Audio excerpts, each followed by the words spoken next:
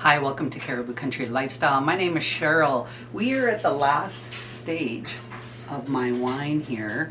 3 days ago, I racked my wine off into a new carboy. And the reason why I did that was there was quite a bit of sediment in the bottom, and that's that clarifying stage where it's clearing the wine and everything. And then I had to let it sit for a minimum of 2 days. Well, I'm on day 3, and now I'm going to filter it through an electronic filter. And I have an electronic filter system here set up, and I bought this when I got all of my supplies. So what I ended up having to do, I've already kind of hooked everything up, and then I was like, oh shoot, I need to bring my camera down. So far I have sterilized, I have a new carboy here. I've sterilized that and rinsed it out. I have quite a few hoses that are attached to this electric filter system. Okay, so the wine is going to filter down through this hose. It's going to go in and enter into this part of the filtration system. Then it's going to come out this side of the hose. It's going to go into this inlet here. It's going to bring it through 1, 2, 3 layers of filters, and then it's going to come out this side here. Okay, so it's going to come out this hose, and this hose here goes all the way down, and it goes into this carboy. And that gets out any of the particles, any sediment, totally clears out the wine and has that finish on it. Now what I have to do, I'm going to make sure that hose is on there good and tight. This is, there's another hose down here, and sometimes when it's going through and it's filtering through these filters, there's a little drain down here, and that just drains out some of the excess. There's not very much that comes out of this hose, and that goes into a discard bucket, which is down on the floor. So what I need to do is I need to tighten these clamps, or this won't even work. I have to have them fairly tight against these filters. To start, I have to take this hose that's actually going to release the wine into this carboy. There is going to be quite a bit of water, because when I started, before I even put these filters in, I had to soak them in water for 1 to 2 minutes, and then I put them on in between these plastic plates.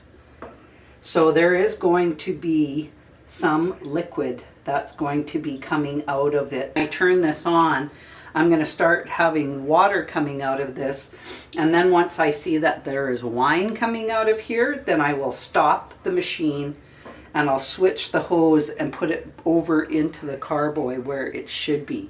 So I'm going to start this up.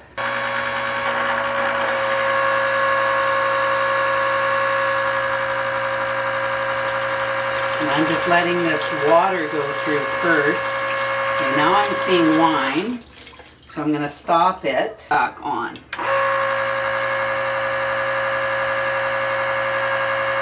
So as you can see, it's filtering, or it's going through that hose, going through those filters. See, the filters are getting red. We're having the wine going through them. It doesn't take very long for this to filter its way through. Just tightening these up a little bit more. I'm going to get some hot water because once this has filtered through, then I run hot water through this whole system just to make sure that there's no wine residue in any of these hoses, in any of these little gaskets, and throughout any of the suction that goes through here that would create a problem, and then the machine won't work if I don't do this. So I'm going to grab some hot water. This is Bobo Cabernet Sauvignon, and it's from Valencia, Spain, is the origin of this wine here. I usually go through my U-Brew company that we have here in town when I'm putting my wines on. So every November they come out with 5 new wines coming into the new year. So they always have 3 red and 2 white. I usually 9 times out of 10 do the 3 red. Every once in a while I do a white. We definitely drink a lot more red than we do white, but the white is sometimes nice in the summertime. I like Pinot Grigio, Sauvignon Blanc. I also like some Chardonnays, a drier white wine, and something that's got, some crispness to it. Tastes really nice and light and fresh.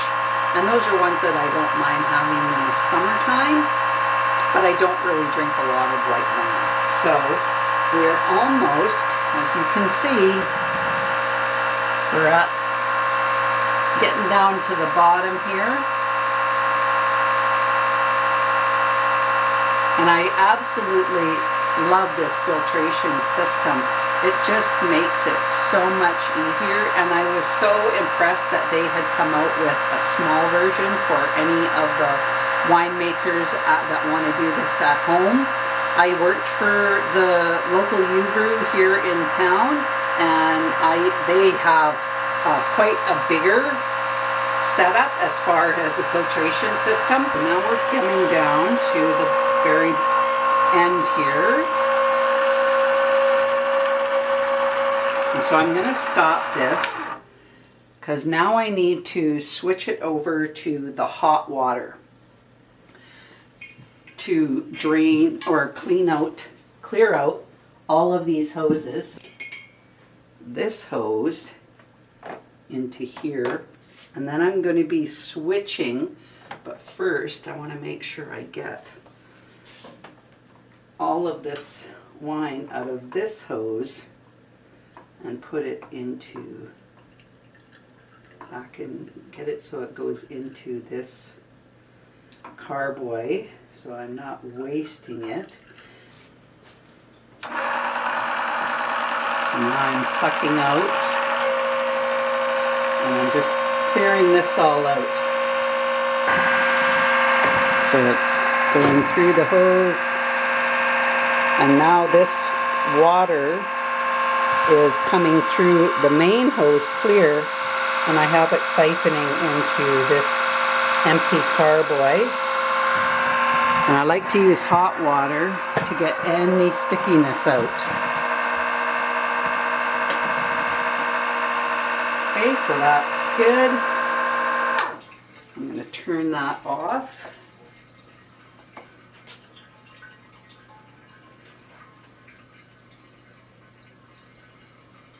I'm just getting all the water out of here. Let it run down. Once it's come out of this hose and ran down, and it's making its way down. I don't know if you can see the water level is right here. It's almost at the end. Now I can take this hose, disconnect it off, and that's totally clean. I don't have to do anything with that. I can hang it with the rest of my hoses like this one will come off, and then I just let it run onto here. I'm going to start releasing these clamps, and that's going to release even the rest of it out.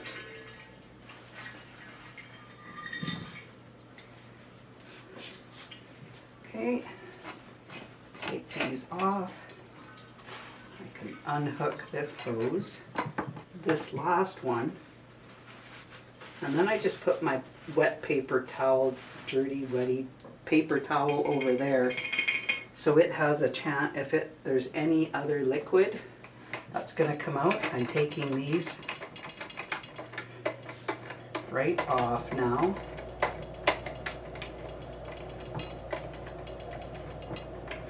And then it has a washer that's on here.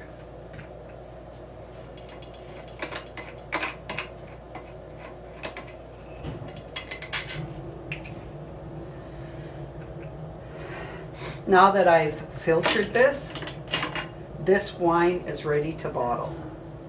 So I'm just going to put these dirty plates in this hot water. And look at these filter. They were this color, and now look at them. And that's filtering out all that sediment and particles out of the wine. I'll take this plate out, put it in the hot water. There's another one. And my last plate. And then this one. And then what I do is I take a hot cloth and wipe all in here and clean this all up so that it's not sticky at all. I put everything away, and then the wine that's in this carboy, my friend, she'll come over with her clean bottles. It makes about 27 wine bottles, and that's a 750 ml bottle. We're on the next day. I am going to be bottling my wine that I am doing with a friend. I just have to prepare my bottles. So I have a solution of, this is to sterilize the bottles, the inside of the bottles. So what I'm doing is I have to actually get this going because I didn't, it just takes some pumping action to get it. Okay, so there we go. I've got it, and what I'm pushing this water, and it shoots it up in the inside of the bottle, and I usually give it about 7 pumps to get that sterilizing solution. And then I have a bottle rinser right here, and I turn it on hot, and I just make sure I give a good rinse. Okay, now I'll turn the water on. See how that is. Oh yeah, that's way better. It's not spraying water out. So it doesn't take me very long to sterilize these bottles.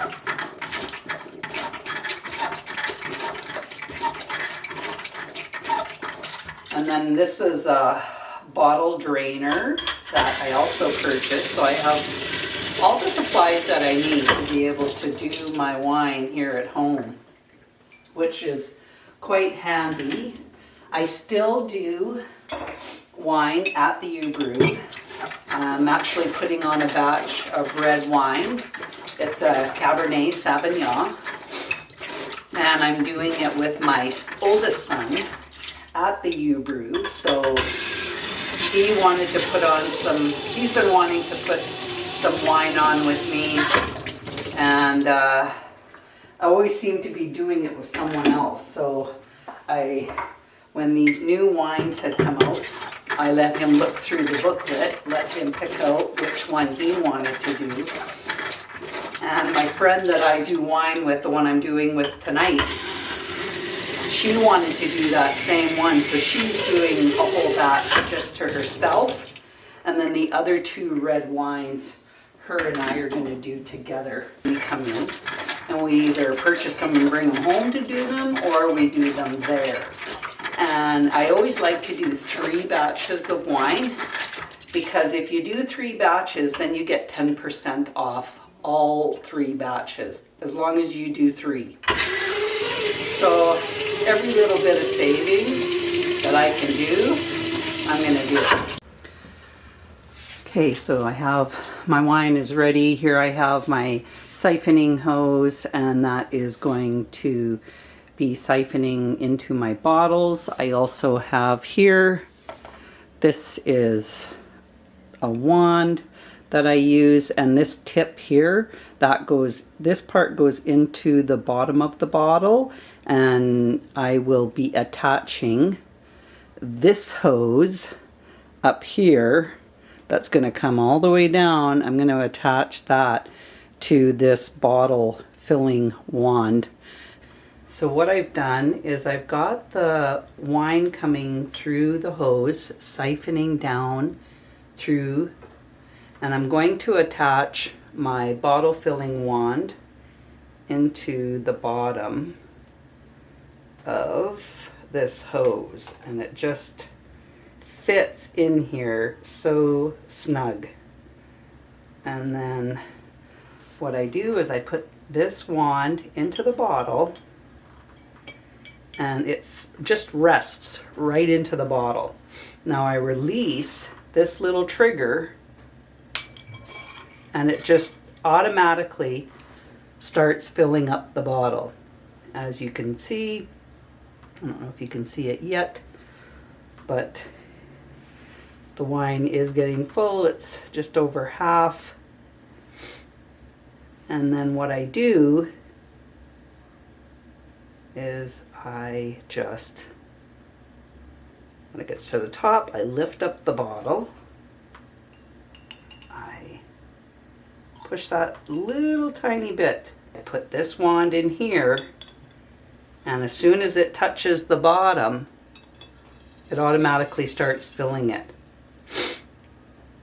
I'm going to clamp this off to stop it again, because then I want to show you, I'm going to move this bottle out of the way. I'm going to show you what I do next. My corker, I put the wine into the bottom of it. Make sure that the bottle, then once I have the neck of the bottle that's in here, I have a cork in there. So then it pushes, I just push down on here, and it pushes the cork right into the bottle.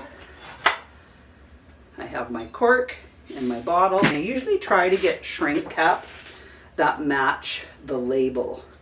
So I picked these hot pink ones. I put that over top. Labels come with the kit. I just lay it down. These are just peel and stick labels. So I peel it off.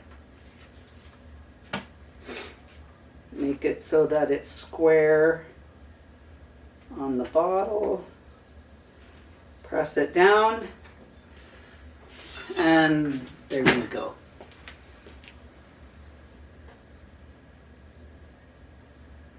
There's my wine. This is the Cabernet Bobel Cabernet Sauvignon. And then I have a heat gun, and I use the heat gun to, what it does is it shrink wraps that cap onto the neck of the bottle, and just like you would get a bottle of wine out of the liquor store, you just peel that cap off, get your cork, pop your cork off, and then you have your bottle of wine. And I mean, this was an 8-week process. Actually, it was over 8 weeks, because it took a few days for me to siphon it off, get it filtered, and now my friend is coming over tonight, and we will be bottling the rest of this wine. She has to bring her bottles. She brings half of the bottles. I supply my half of the bottles, and we just do this until they're all done. And I just wanted to show you this. And the only reason I'm showing you right now is because she did not want to be in my video, and I respect you know, it's not everybody is comfortable being in front of a camera, and I respect her wishes not to be in front of the camera, so I just came down here to show you what this is going to look like and what we're going to be doing. And that's all there is to making a batch of wine. It is time consuming as far as the end result. It takes a while, but really there's not much to it. I'm used to this process, so I don't think it's much for me, but like I say, I don't do wines that involve with me providing the fruit and making it totally by scratch by doing fruit and sugar and all of that. I would just rather buy the kit, follow the steps, and it's fairly easy doing it that way. So I hope you enjoyed this video, and we'll talk again soon. Bye for now.